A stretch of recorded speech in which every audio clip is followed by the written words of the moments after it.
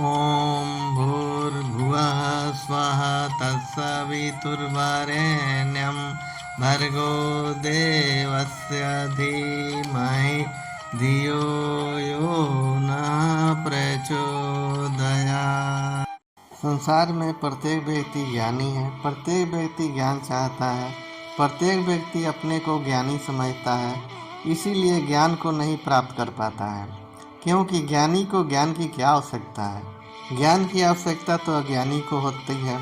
जो व्यक्ति अपने को अज्ञानी समझता है, उसे ही ज्ञान की प्राप्ति हो पाती है। संसार में प्रत्येक व्यक्ति भक्त है। प्रत्येक व्यक्ति भक्ति चाहता है। प्रत्येक व्यक्ति अपने को भक्त समझता है, इसीलिए भक्ति को प्राप्त नहीं कर पाता है, क्योंकि भक्त को भक्ति की क्या आवश्यकता है। भक्ति की आवश्यकता तो अभक्त को होती है। जो व्यक्ति अपने को अभक्त समझता है, उसे ही भक्ति प्राप्त हो पाती है।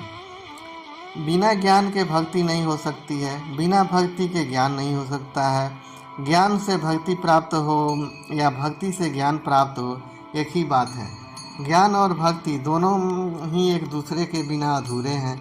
जब तक दोनों बराबर मात्रा में स्वयं के अंदर प्रकट नहीं हो जाते हैं, तब तक कोई भी व्यक्ति कर्म के बंधन से मुक्त नहीं हो सकता है।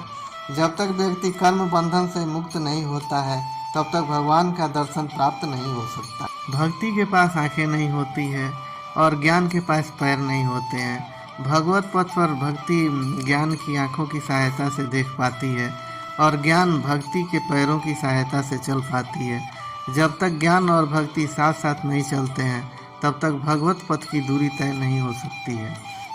ज्ञानी व्यक्ति को कभी ज्ञान को श्रेष्ठ नहीं समझना चाहिए और भक्त को कभी भक्ति को श्रेष्ठ नहीं समझना चाहिए। प्रत्येक व्यक्ति में ज्ञान और भक्ति दोनों ही संपूर्ण मात्रा में होते हैं। किसी व्यक्ति में ज्ञान अधिक प्रकट होता है तो किसी व्यक्ति में भक्ति अधिक प्रकट होती है। मिलकर दोनों का आदान प्रदान करना चाहिए। अधिकतर पुरुषों में ज्ञान की अधिकता प्रकट रहती है और अधिकतर स्त्रियों में भक्ति की अधिकता प्रकट रहती है। जिस प्रकार स्त्री और पुरुष एक दूसरे के बिना अधूरे हैं, उसी प्रकार ज्ञान और भक्ति एक दूसरे के बिना अधूरे हैं। इसीलिए भक्त की संगति मिले तो स्वयं को अभक्त समझते हुए भक्तों की संगति करनी चाहिए, और यदि ज्ञानी की संगति मिले तो स्वयं को अज्ञानी समझते हुए ज्ञानियों की संगति करनी चाहिए। भक्त और ज्ञानी दोनों को किसी से भी बहस नहीं करनी चाहिए।